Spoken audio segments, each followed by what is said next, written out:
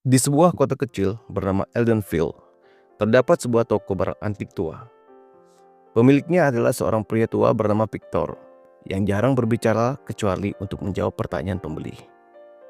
Toko itu penuh dengan barang-barang aneh, jam rusak yang tetap berdetak, buku tanpa kata, dan sebuah cermin besar berbingkai emas yang diletakkan di sudut gelap. Cermin itu memiliki reputasi menyeramkan. Orang-orang yang pernah membelinya selalu mengembalikannya, mengklaim bahwa mereka melihat sesuatu di dalamnya, sesuatu yang tidak seharusnya mereka lihat. Namun, Victor tidak pernah menjelaskan asal-usul cermin itu. Pada suatu hari, seorang wanita muda bernama Elara datang ke toko tersebut. Elara adalah seorang penulis yang sedang mencari inspirasi untuk novel barunya. Saat melihat cermin, ia merasa tertarik, meskipun suasana di sekitarnya membuat bulu kuduknya merinding. "Berapa harga cermin ini?" tanya Elara. Victor mengamatinya dengan tajam, lalu berkata, "Cermin ini bukan untuk dijual kepada sembarang orang." "Apa yang kau cari, Elara?" Elara pun terkejut. Ia belum pernah memberitahu namanya. "Bagaimana Anda tahu nama saya?" Victor tersenyum samar. "Cermin itu tahu. Jika kau ingin memilikinya, kau harus berjanji untuk tidak pernah menggunakan tanpa alasan yang benar." Elara penasaran, setuju dan membawanya pulang. Ia menempatkannya di sudut ruangan kerjanya. Awalnya tidak ada yang aneh. Namun, saat malam tiba, ia memperhatikan bahwa bayangan dalam cermin tidak selalu mencerminkan gerakannya. Terkadang ia melihat bayangan dirinya menatap balik dengan tatapan dingin, atau bayangan benda yang seharusnya tidak ada di ruangan. Suatu malam, saat ia sedang menulis, sebuah bayangan besar melintas di cermin. Ketika ia menoleh, tidak ada apa-apa di belakangnya. Tapi di cermin, bayangan itu tetap ada, berdiri diam sambil mengamatinya. Dengan takut-takut, Elara mendekati cermin dan menyentuh permukaannya. Tiba-tiba, ia tersedot ke dalam cermin dan mendapati dirinya berada di sebuah ruangan besar yang gelap. Di sana, ia bertemu dengan Victor. Tapi bukan Victor yang tua.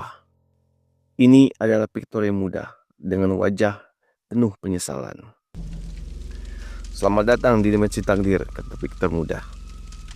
"Kau telah melintasi batas antara waktu dan ruang. Setiap orang yang melihat cermin ini ditarik oleh takdirnya sendiri." Elara mencoba memahami apa yang terjadi. Ia bertanya, "Kenapa saya? Apa cermin ini inginkan?" Elara melihat sekeliling. Ia menyadari bahwa bayangan yang ia lihat di cermin sebelumnya adalah potongan-potongan masa depan dirinya. Salah satunya adalah dirinya memegang sebuah buku dengan nama Cermin Takdir di sampulnya. Buku yang belum pernah ia tulis. "Tapi kalau begitu, bagaimana caranya keluar?" tanya Elara panik. Victor menjawab, "Setiap orang harus menghadapi takdirnya. Kau harus memilih. Tetap di sini dan menerima jawaban atas semua pertanyaanmu, atau kembali ke dunia nyata, tapi dengan resiko kehilangan sebagian ingatanmu." Victor menjelaskan bahwa cermin itu adalah artefak kuno yang dibuat oleh seorang penyihir abad pertengahan. Penyihir itu menciptakan cermin untuk mengungkapkan kebenaran terdalam seseorang. Namun, cermin itu menjadi terkutuk setelah penyihir tersebut menggunakannya untuk melarikan diri dari kematian, memerangkap dirinya dalam dimensi yang tersembunyi. Setiap orang yang melihat cermin akan melihat bayangan masa lalu, masa depan, atau kemungkinan tersembunyi dari kehidupan mereka. "Tapi kenapa kau ada di sini?" tanya Elara. Victor menunduk. "Aku adalah penjaga cermin. Aku dulu seperti dirimu, penasaran. Tapi aku terperangkap di sini. Kini, aku mencoba memperingatkan orang lain agar tidak membuat kesalahan yang sama." Elara harus membuat pilihan sulit. Jika ia tinggal, ia mungkin memahami segalanya. Kenapa ia terobsesi dengan cerita, kenapa hidupnya penuh teka-teki. Namun, jika ia kembali, ia akan kehilangan sebagian dari apa yang ia tahu, termasuk rahasia tentang cermin itu. Setelah merenung, Elara memutuskan untuk kembali ke dunia nyata. Sebelum ia pergi, Victor berkata, "Ingat ini, Elara, cermin tidak pernah bohong, tapi seringkali kebenaran lebih baik dibiarkan tersembunyi." Ketika Elara terbangun, ia mendapati dirinya kembali ke ruang kerjanya. Cermin itu pecah menjadi serpihan kecil. Anehnya, ia tidak bisa mengingat apa yang terjadi di dimensi itu. Tetapi, ia merasa telah kehilangan sesuatu yang penting. Beberapa bulan kemudian, Elara menerbitkan novel berjudul Cermin Takdir, yang menjadi karya paling terkenal sepanjang karirnya.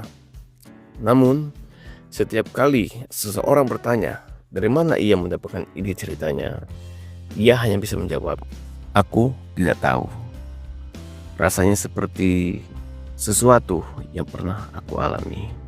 Dan di toko barang antik tersebut, Victor tua tersenyum samar sambil menatap sebuah cermin baru yang berkilau di sudut kota.